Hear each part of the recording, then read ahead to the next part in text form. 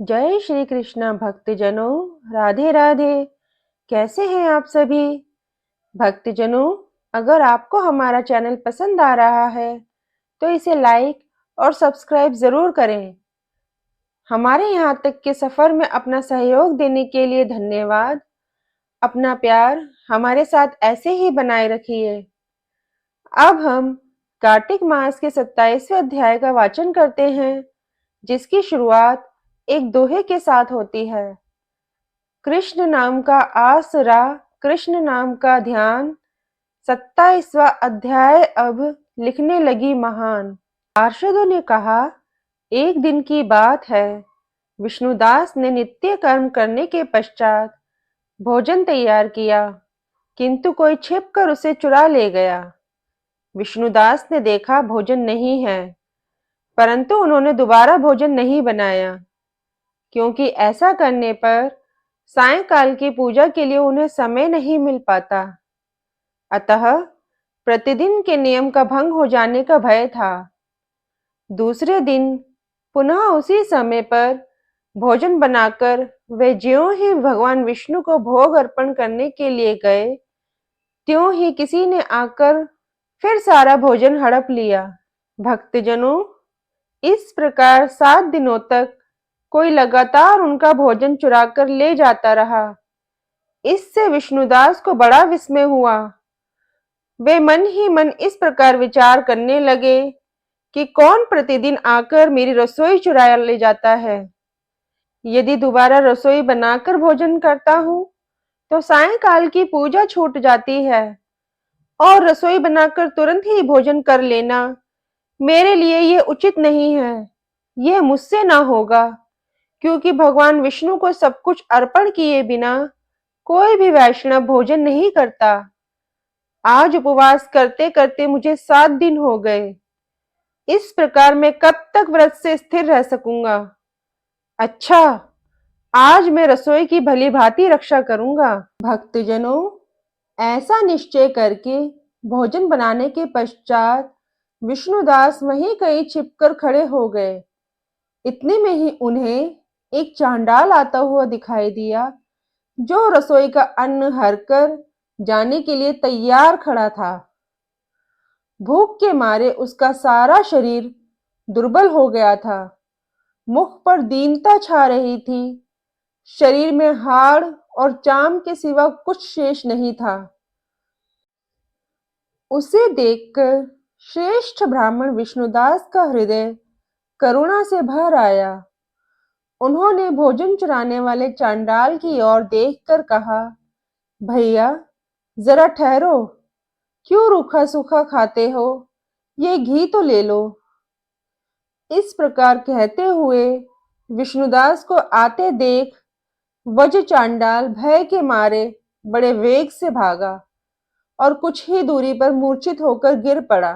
चांडाल को भयभीत और मूर्छित देखकर द्विज श्रेष्ठ विष्णुदास बड़े ही तेजी से उसके समीप आए और दयावश अपने कपड़ों के छोर से उसकी हवा करने लगे।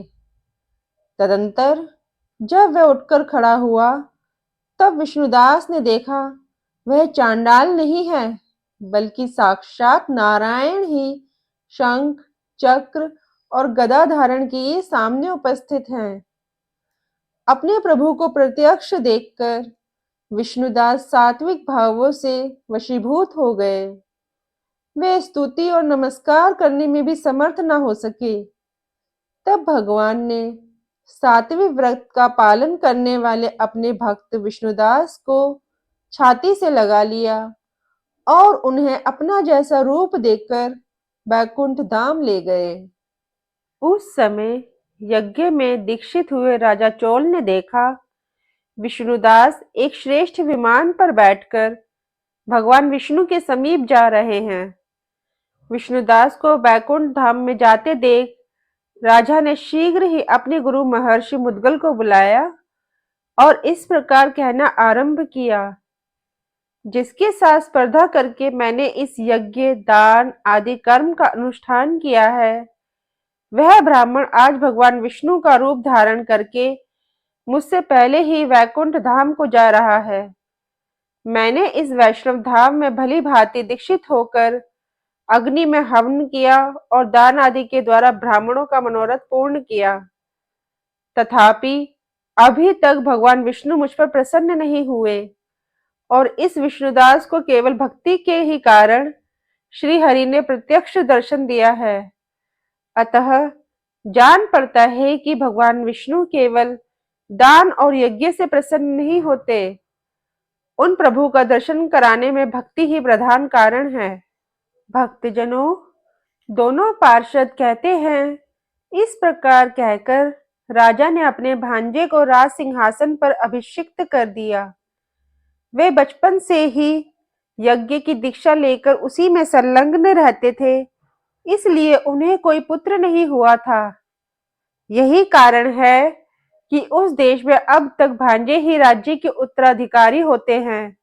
भांजे को राज्य देकर राजा यज्ञशाला में गए और यज्ञ कुंड के सामने खड़े होकर भगवान विष्णु को संबोधित करते हुए 3 बार उच्च स्वर से निम्नांकित वचन बोले। भगवान विष्णु, आप मुझे मन, वाणी, शरीर और क्रिया द्वारा होने वाली अविचल भक्ति प्रदान कीजिए। भक्तजनों, ऐसा कहते हुए राजा चोल सबके देखते देखते अग्निकुंड में कूद पड़े। बस उसी क्षण भक्त वत्सल भगवान विष्णु अग्निकुंड में प्रकट हो गए। उन्होंने राजा को छाती से लगाकर एक श्रेष्ठ विमान पे बिठाया और उन्हें अपने साथ वैकुंठ धाम को ले गए। नारद जी बोले, हे राजन, जो विष्णुदास थे वे तो पुण्यशील नाम से प्रसिद्ध भगवान के पार्षद हुए और जो राजा चोल थे उनका नाम सुशील हुआ। इन दोनों को अपने ही समान रूप देकर भगवान लक्ष्मीपति ने अपना द्वारपाल बना लिया। इस प्रकार भक्तजनों, कार्तिक मास महात्म्य का 27वां अध्याय यहाँ समाप्त होता है। इससे आगे की कथा हम अध्याय 28 में सुनेंगे, किंतु उससे पहले आप सब मेरे साथ कहिए, ओम नमो नारायण, ओम नमो नारायण, ओम नमो नारायण।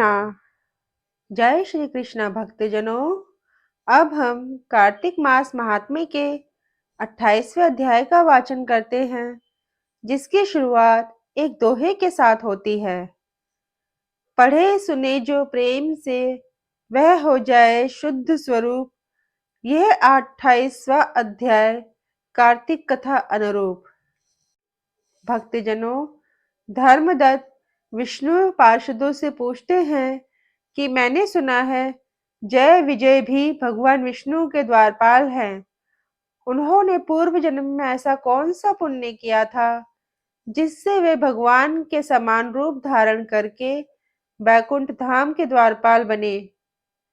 दोनों पार्षदों ने धर्मदत्त के ऐसा पूछे जाने पर कहा, ब्राह्मण, पूर्व काल में तृणबिंदु की कन्या देवहूति के गर्भ से महर्षि कर्दम की दृष्टि मात्र से 2 पुत्र उत्पन्न हुए। उनमें से बड़े का नाम जय और छोटे का नाम विजय हुआ। पीछे उसी देवहूति के गर्भ से योग धर्म के जानने वाले भगवान कपिल उत्पन्न हुए। जय और विजय सदा भगवान की भक्ति में तत्पर रहते थे। वह नित्य अष्टाक्षर मंत्र का जप और वैष्णव व्रतों का पालन करते थे। एक समय राजा मरुत ने उन दोनों को अपने यज्ञ में बुलाया। वहां जय ब्रह्मा बनाए गए और विजय आचार्य। उन्होंने यज्ञ की संपूर्ण विधि पूर्ण की। यज्ञ के अंत में अवृत स्थान के पश्चात राजा मरुत ने उन दोनों को बहुत धन दिया। धन को लेकर दोनों भाई अपने आश्रम पर आ गए। वहां उस धन का विभाग करते समय दोनों में परस्पर विवाद पैदा हो गया। जय ने कहा, इस धन को बराबर बांट लिया जाए। विजय का कहना था, नहीं, जिसको जो मिला है वह उसी के पास रहे। तब जय ने क्रोध में आकर लोभी विजय को शाप दिया, तुम ग्रहण करके देते नहीं हो, इसलिए ग्राह अर्थात मगरमच्छ हो जाओ। जय का शाप को सुनकर विजय ने भी शाप दिया। तुमने मद से भ्रांत होकर शाप दिया है, इसलिए तुम मातंग अर्थात हाथी की योनि में जाओ। तत्पश्चात उन्होंने भगवान से शाप निवृत्ति के लिए प्रार्थना की। श्री भगवान ने कहा, तुम मेरे भक्त हो, इसलिए तुम्हारा वचन कभी असत्य नहीं होगा। तुम दोनों अपने ही दिए हुए इन शापों को भोग कर फिर से मेरे धाम को प्राप्त होगे।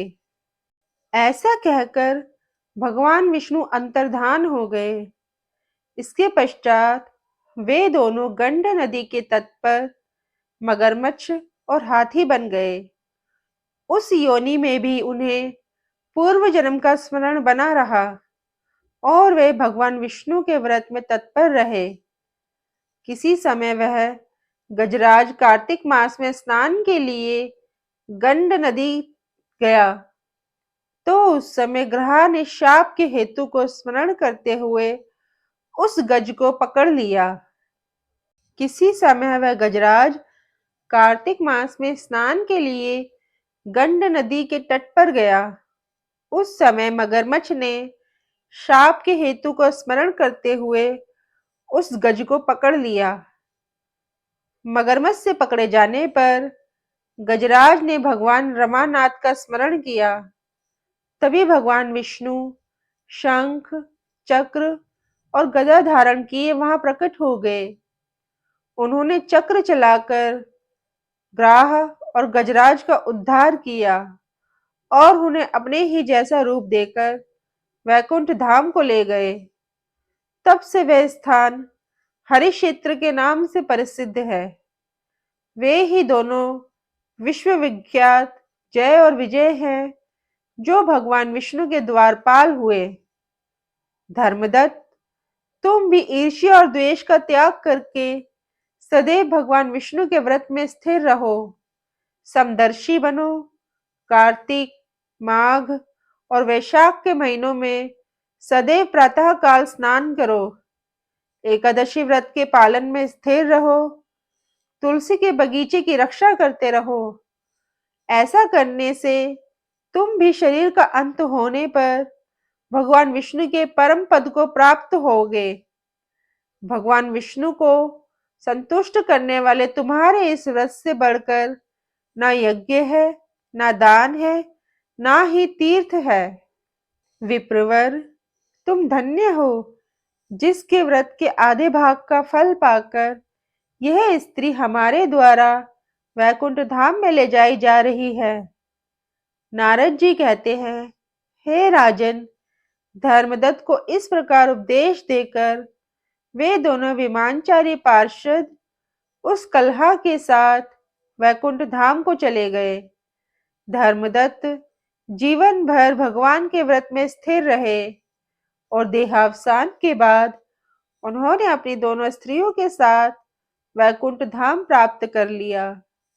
इस प्रकार प्राचीन इतिहास को जो सुनता है और जो सुनाता है, वह जगतगुरु भगवान की कृपा से उनका सानिध्य प्राप्त कराने वाली उत्तम गति को प्राप्त करता है। इस प्रकार भक्तजनों, कार्तिक मास महात्म्य के 28वें अध्याय का समापन यही होता है। अब इससे आगे की कथा का वाचन हम अध्याय 29 में सुनेंगे, किंतु उससे पहले आप सभी मेरे साथ कहिए, ओम नमो नारायण, ओम नमो नारायण, ओम नमो नारायण।